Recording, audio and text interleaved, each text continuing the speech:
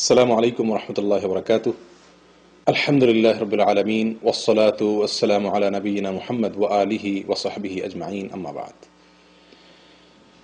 সুপ্রিয় দর্শক শ্রোতা ভাই বোনেরা, আজ আপনাদের সঙ্গে একটি তথ্য শেয়ার করতে চাই। সেটি হল, নবী করিম সাল্লাল্লাহু আলাইহি ওয়াসাল্লাম একবার জিবরিলকে প্রশ্ন করেছিলেন, ইয়া জিবরিল, মা লি লাম আরা মিকাইল দাহিকা কত। আমি কখনো মিকাইলকে, চারজন প্রধান ফেরেশতার অন্যতম মিকাইলকে আমি কেন কখনো হাসতে দেখিনি, কখনো তার মুখে আমি হাসি দেখিনি কেন? জিবরিল আলাইহিস সালাম তখন নবী সাল্লাল্লাহু আলাইহি সাল্লামকে বললেন, ইন্না মিকাইল লাম ইয়াদহাক মুনযু আন খুলিকাতিন নার। আল্লাহ সুবহানাহু ওয়া তাআলা যেদিন জাহান্নামকে সৃষ্টি করেছেন সেদিন থেকে মিকাইল কোনদিন হাসেননি। হাদিসটি মুসনাদ আহমদে বর্ণিত হয়েছে।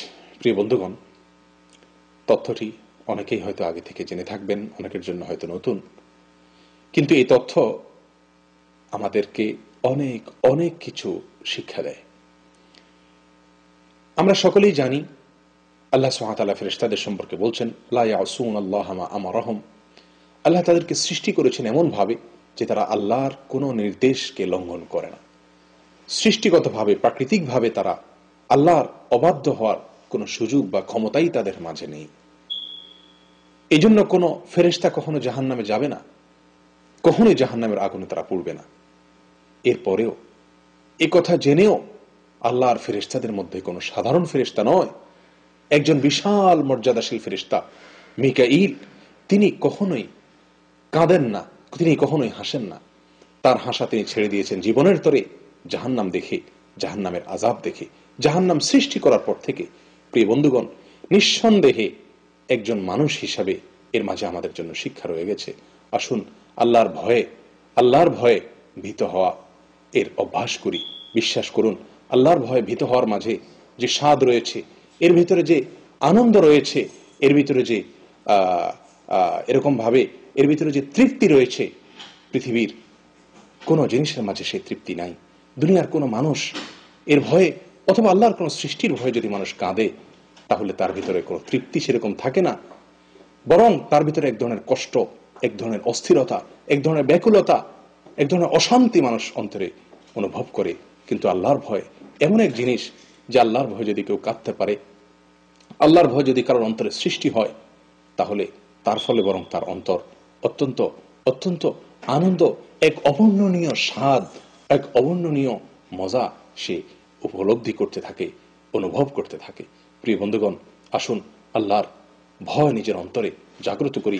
আল্লাহ সুবহানাহু ওয়া তাআলা বলেছেন, ওয়া আম্মা মান খাফা মাকামা রাব্বিহি ওয়া নাহান নাফসা আনিল হাওয়া ফাইন্নাল জান্নাতা হিয়াল মাওয়া।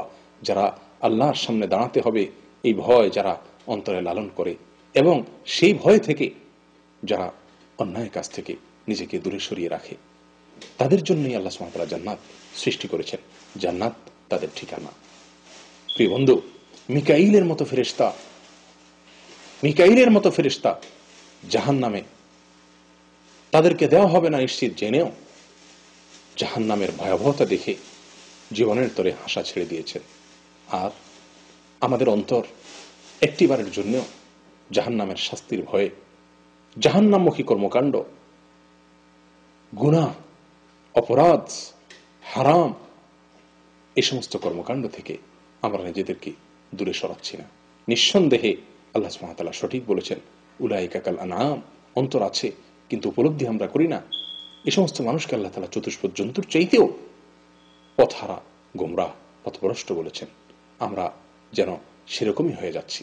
আল্লাহ সুবহানাহু ওয়া তাআলা আমাদের সকলকে আল্লাহর ভয় আমাদের অন্তরে লালন করার, জাগ্রত করার, অনুভব করার তৌফিক আল্লাহ তাআলা আমাদের সকলকে দান করেন। আর আল্লাহর ভয়ে ভীত সন্ত্রস্ত যারা, তারাই জান্নাতি হবে। আল্লাহ তাআলা আমাদের সকলকে সেই সৌভাগ্যশীল বান্দাদের মধ্যে শামিল করেন। আমিন। ওয়া আখিরু দাওয়ানা আনিল হামদুলিল্লাহি রাব্বিল আলামিন। আসসালামু আলাইকুম ওয়া রাহমাতুল্লাহি ওয়া বারাকাতুহু।